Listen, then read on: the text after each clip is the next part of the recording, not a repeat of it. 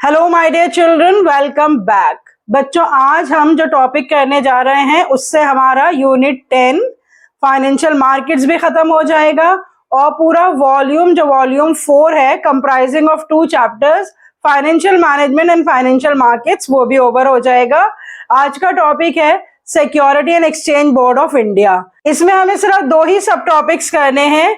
What are the objectives for which the Security and Exchange Board of India was set up? And what are the various functions that it performs? So let's connect to commerce and let's learn about Security and Exchange Board of India.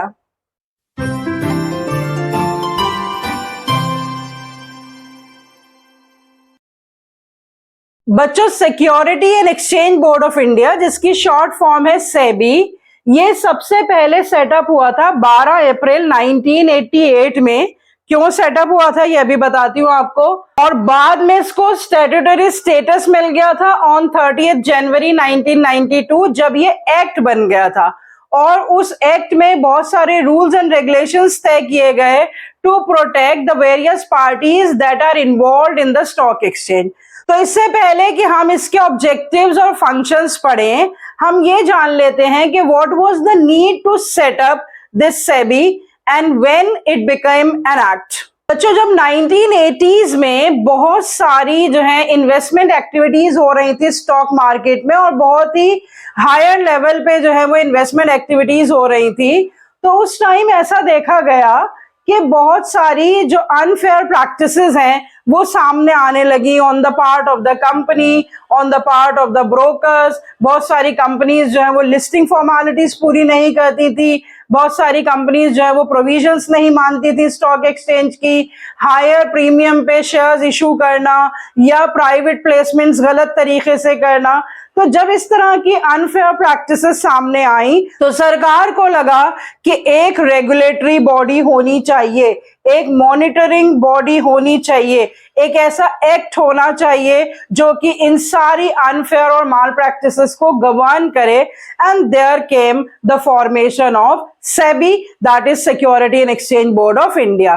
तो इससे बिल्कुल clear हो रहा है कि objectives क्या थे security and exchange board of India के। To regulate the stock exchanges, to protect the right of the investors, to regulate and develop the code of conduct and fair practices by the brokers, and to prevent the trading malpractices that were prevalent in the 1980s. इससे पहले बच्चों आपको ये भी समझना होगा, देखो 3 ही main important parties होती हैं जिनके बीच में सारी स्टॉक मार्केट की ट्रेडिंग होती है। एक तो कंपनीज होती हैं जिन्हें पैसा चाहिए होता है, उसके बाद स्टॉक एक्सचेंजेस होती हैं जहां पे सिक्योरिटीज बाय एंड सेल की जाती है through the brokers who are called as the intermediaries, और उसके बाद होते हैं investors, those who have the surplus funds to invest in the companies. तो हर एक को जो है कुछ ना कुछ रिटर्न में चाहिए होता है और उसकी गारंटी चाहिए होती है। तो जो स्टॉक एक्सचेंजेस हैं, जो स्टॉक मार्केट्स हैं, वो सही तरीके से फंक्शन करें और जो इन्वेस्टर्स हैं उनको फेयर रिटर्न मिले और सेफ उनकी इन्वेस्टमेंट्स रहें, और जो इंटरमीडियरीज हैं, ब्रोकर्स हैं, उनके लिए क्या यूनिफॉर्म कोड ऑफ कंडक्ट बनाए जाएं। क्योंकि मैंने इससे पहले वाले लेक्चर में भी आपको बताया था कि हर एक ब्रोकर के लिए रजिस्टर्ड ब्रोकर होना जरूरी है। हर एक ब्रोकर जो है उसको अपना रजिस्ट्रेशन करवाना पड़ता है डिपॉजिटरी पार्टिसिपेंट्स से, और यहाँ पर सिर्फ 2 ही डिपॉजिटरी पार्टिसिपेंट्स है इंडिया में। तो ये सारी टर्म्स हम ऑलरेडी पढ़ चुके हैं, बट अभी हमें ये जानना है कि ब्रोकर्स को भी रेगुलेट करना बहुत जरूरी होता है ताकि वो इन्वेस्टर्स और कंपनीज को मिसलीड या मिसगाइड ना करें। तो जो भी सारी पार्टीज हैं, चाहे वो इन्वेस्टर्स हों, चाहे वो स्टॉक एक्सचेंजेस हों, चाहे वो ब्रोकर्स हों, सबको मॉनिटर करने के लिए जो सेटअप बनाया गया, जो बोर्ड बनाया गया, उसे कहा जाता है security and exchange board of India. और यही उसके ऑब्जेक्टिव्स हैं, to regulate and monitor that nothing illegal, nothing unfair happens in the stock markets. तो आप देख लेते हैं कि what are the various functions that this security and exchange board of India performs. इन फंक्शंस को बच्चों 3 कैटेगरीज में डिवाइड कर दिया गया है, क्योंकि जो security and exchange board of India है वो सिर्फ एक रेगुलेटरी बॉडी ही नहीं है, वो डेवलपमेंट में भी हेल्प करती है, वो प्रोटेक्शन में भी हेल्प करती है। इसीलिए there are 3 categories of functions that are performed by SEBI, and these functions are very easy to learn. I have written down 3-4 functions under the each category that you can easily understand and you can learn. जब question आता है तो इस तरह का भी आता है कि enumerate या state 2 development functions, 2 protective functions, 2 regulatory functions, या कभी कभी क्वेश्चन आता है कि आपको फंक्शंस की लिस्ट दी होगी और आपको आइडेंटिफाई करना होगा कि ये रेगुलेटरी फंक्शन है या डेवलपमेंट फंक्शन है या फिर प्रोटेक्टिव फंक्शन है। तो सबसे पहले देख लेते हैं बच्चों रेगुलेटरी फंक्शन। रेगुलेटरी फंक्शन में रजिस्ट्रेशन और रेगुलेशन दोनों काम होते हैं, registration of the brokers and the sub brokers. तो under the security and exchange board of India जितने भी ब्रोकर्स हैं, जो सब ब्रोकर्स हैं, उनको अपना रजिस्ट्रेशन कराना होता है as per the rules given by SEBI. फिर उनका regulation of the stock brokers and the sub brokers and the underwriters and the bankers, ये सारी टर्म्स एंड कंडीशंस हम ऑलरेडी पढ़ चुके हैं फॉर्मेशन ऑफ अ कंपनी में, जब हमने 11th क्लास में पढ़ा था कि सब ब्रोकर्स वो होते हैं जो ब्रोकर के अंडर एजेंट्स काम करते हैं, अंडरराइटर्स वो होते हैं जो अंडरटेकिंग देते हैं कि अगर कंपनी के शेयर्स मार्केट में नहीं बिके तो वो खरीद लेंगे, और बैंकर्स वो होते हैं के थ्रू जो है स्टॉक मार्केट में शेयर्स बाय एंड सेल किए जाते हैं और उनका जो कैश डीलिंग्स होती है वो बैंकर्स के थ्रू होती हैं। फिर उसके बाद regulation of the takeover bids by the companies, कभी कभी एक कंपनी किसी दूसरी कंपनी को टेक ओवर कर लेती है, तो टेक ओवर के लिए क्या क्या रूल्स एंड रेगुलेशंस होंगे वो सब भी सेबी डिसाइड करता है। फिर undertaking inspections, conducting inquiries and the audits of the stock exchanges and the intermediaries, तो जो स्टॉक एक्सचेंजेस की रिपोर्ट्स हैं उस पे इंस्पेक्शन करना, उनकी इंक्वायरीज कंडक्ट करना, उनको टाइम टू टाइम मॉनिटर करना और इंटरमीडियरीज को भी मॉनिटर करना, ये सब भी रेगुलेटरी फंक्शंस में आता है।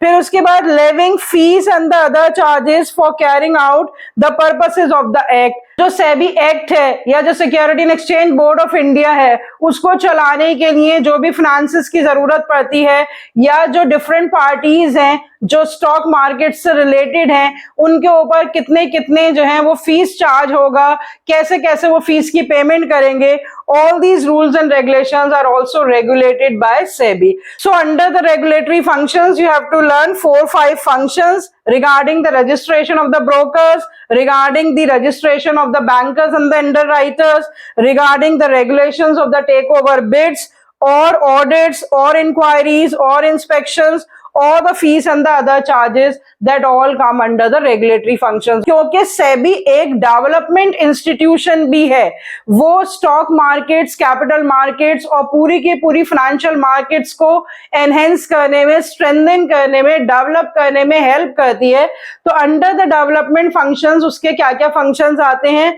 ट्रेनिंग ऑफ द इंटरमीडियरीज, जो ब्रोकर्स होते हैं, सब ब्रोकर्स होते हैं, उन्हें कैसे डील करना है, तो उनके ट्रेनिंग के जितने भी प्रोग्राम्स होते हैं वो सेबी की गाइडलाइंस के हिसाब से होते हैं। रिसर्च वर्क जो है उसको कंडक्ट करवाना और जो रिसर्च वर्क का आउटकम है उसको पब्लिश करवाना and provide the information to all the participants of the financial markets, that is also under the development functions of SEBI. Undertaking all the measures to develop the capital markets, जितने भी capital markets हैं उनको develop करना, उसके लिए क्या क्या steps लेना, they all are the part of development functions of SEBI. Last but not the least is protection, protective functions, किस तरह से जो वेरियस पार्टीज हैं involve in the capital markets उनको प्रोटेक्ट करना, they come under the protective functions. So prohibiting any type of unfair and fraudulent practices, that is to be ensured by SEBI. Undertaking measures for the investors protection, investors को safe returns मिले, timely return मिले और अच्छे returns मिले, ये सब चीज की गारंटी देने के लिए सेबी बहुत सारे स्टेप्स लेती रहती है, they come under the protective functions. Promotion of the fair practices and the code of conduct, इस बात को प्रमोट करना, लोगों को अवेयर करना उनके राइट्स के बारे में, उनकी रेमेडीज अवेलेबल के बारे में, और जो कोई भी पार्टीज इन्वॉल्व हैं उनके साथ कुछ भी अनफेयर ना हो, उनको हमेशा से फेयर डीलिंग्स मिले, फेयर प्रमोशन हो, फेयर प्रैक्टिसेस हो, ये सब भी आता है under the protective functions of SEBI. Controlling insider trading and imposing the penalties for such practices. बहुत डिटेल में तो आपको जानने की जरूरत नहीं है। इनसाइडर ट्रेडिंग एक वर्ड यूज किया जाता है जो कि कंपनी के जो बोर्ड ऑफ डायरेक्टर्स होते हैं या जो कंपनी के इंटरनल मेंबर्स होते हैं, कभी कभी वो कंपनी के सीक्रेट्स लीक आउट कर देते हैं, जिसकी वजह से share prices up and down हो जाते हैं, और इस तरह की प्रैक्टिस को हम कहते हैं इनसाइडर ट्रेडिंग। तो इस इनसाइडर ट्रेडिंग को चेक किया जाए, अगर कोई ऐसी प्रैक्टिसेस में इन्वॉल्व है तो उन पे क्या पेनल्टीज लगाई जाए। तो अगर इस तरह से सेबी करता रहता है तो सारी जो पार्टीज हैं वो एक प्रोटेक्टेड एनवायरनमेंट में काम करती हैं if the SEBI performs the protective functions. So बच्चों, in a nutshell, SEBI was formed in 1988 when there were so many unfair practices that were going on, लेकिन उसको बाद में statutory status मिल गया, वो एक्ट बन गया एक्चुअली 1992 में। तो ये दोनों डेट्स आप याद रखेंगे क्योंकि एमसीक्यूज में इस पे भी क्वेश्चन आ सकते हैं कि एक्ट कब बना, वो 1992 में बना, और सेटअप कब हुआ, 1988 में हुआ। तो ये दोनों डेट्स आप याद रखेंगे। उसके बाद आप ये याद रखेंगे कि बेसिक जो उसके ऑब्जेक्टिव्स हैं वो तीन इंपॉर्टेंट पार्टीज को प्रोटेक्ट करने के लिए हैं। एक तो कंपनीज जिन्हें पैसा चाहिए, एक इन्वेस्टर्स जो अपना पैसा लगाते हैं, और स्टॉक एक्सचेंजेस और ब्रोकर्स जो कि इंटरमीडियरीज का काम करते हैं in the flow of money from the investors to the companies. तो कोई भी पार्टी जो है वो एक्सप्लॉइटेड फील ना करे, हर एक पार्टी सेफ एनवायरनमेंट में काम कर सके, हर एक को फेयर फंड्स और फेयर रिटर्न्स मिल सके, इसी के लिए जो है वो सेबी सेटअप किया गया था। ये उसके ऑब्जेक्टिव्स थे। और उसके बाद उसके जो टोटल फंक्शंस हैं वो या तो रेगुलेटरी फंक्शंस हैं, या डेवलपमेंट फंक्शंस हैं, या प्रोटेक्टिव फंक्शंस हैं। एक लाइन में सम अप करूंगी, जैसे हर मोहल्ले में बच्चों, ज्यादातर पुराने एरियाज में जहां पर लोग इकट्ठे कलेक्टिवली रहते थे, मैंने एक सेमिनार अटेंड किया था, वहां से मुझे वर्ड मिला था कि एक कोई ना कोई बूढ़ी आंटी या दादी होती हैं जो बैठी रहती हैं, आते जाते सबको देखती रहती हैं, टोकती रहती हैं, कौन कब जा रहा है, कब आ रहा है, कौन देर से आ रहा है, क्यों देर से आ रहा है, क्यों जल्दी जा रहा है। तो बिल्कुल उसी तरह का फंक्शन जो है वो सेबी परफॉर्म करता है। तो इसीलिए हम इसको कहते हैं सेबी आंटी या सेबी दादी। तो ऐसा माना जाता है कि जिस तरह से एक बड़े बुजुर्ग का घर में काम होता है कि सबको देखना कि सब सही तरीके से काम करें, बिल्कुल उसी तरह से security and exchange board of India का काम होता है कि सबको देखना कि कंपनीज हैं, चाहे स्टॉक एक्सचेंजेस हैं, चाहे इन्वेस्टर्स हैं, चाहे ब्रोकर्स हैं, कोई भी गलत काम ना करे और सारी ट्रेडिंग प्रैक्टिसेस जो हैं वो फेयरली होती रहें। That is actually the purpose of SEBI. So with this chapter, financial markets, as well as the last volume 4, financial management plus financial markets, which has a combined weightage of 15 marks, that is over.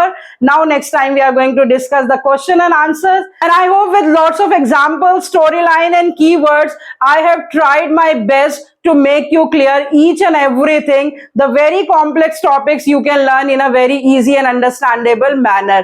अगर आपको ये सब अच्छा लग रहा है, if you are enjoying my lectures, I request you to share them with the other students known to you so that everybody gets benefited. Watch all the videos, subscribe my channel अगर आपने अभी तक subscribe नहीं किया है, and like and share. See you next time. Till then, goodbye. Stay healthy and stay connected.